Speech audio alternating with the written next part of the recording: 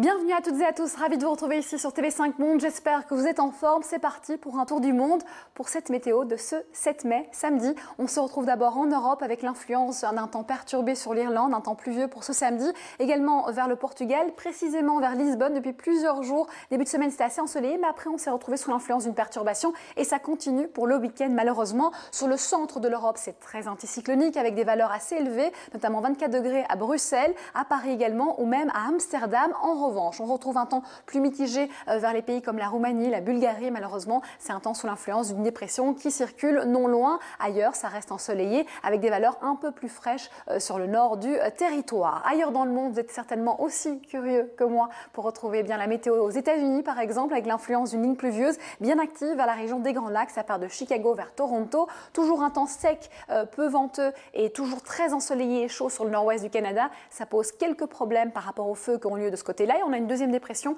vers les Rocheuses, entre la Californie et les Rocheuses. Ailleurs, c'est très ensoleillé, notamment en Floride et aussi par exemple vers les Bahamas, ça fait plaisir, mais aussi à Mexico City et on y revient en fin de bulletin. Ça reste agité sur le nord de l'Amérique latine, un peu moins, on avait toujours une sorte de confrontation de masse d'air ici, c'est le retour du soleil. En revanche, ici pour la partie sud, ça reste quand même mitigé avec un temps plutôt gris et pluvieux en règle générale. On ne le voit pas, sud de l'Afrique du Sud, on a des perturbations australes qui circulent. En revanche, le Cap reste à l'abri de ces lignes pluvieuses et conserve des valeurs élevées. On retrouve la zone de convergence classique sur le golfe de Guinée vers la région des Grands Lacs et même Addis Abeba. Et pour les pays du Sahel, c'est sec et ensoleillé. On a un minimum dépressionnaire qui génère un temps pluvieux vers Alger jusqu'à Tripoli. On a aussi un temps mitigé vers le Proche-Orient et des valeurs un peu basses finalement dues à une dépression qui circule vers l'est de la Turquie et vers les pays du Caucase, Géorgie et Arménie. On retrouve sur l'Asie centrale et l'Inde des valeurs élevées, même aussi toujours élevées sur la Thaïlande, avec un pic cette semaine à 45 degrés. Puis pour l'Australie, c'est l'influence d'une vaste perturbation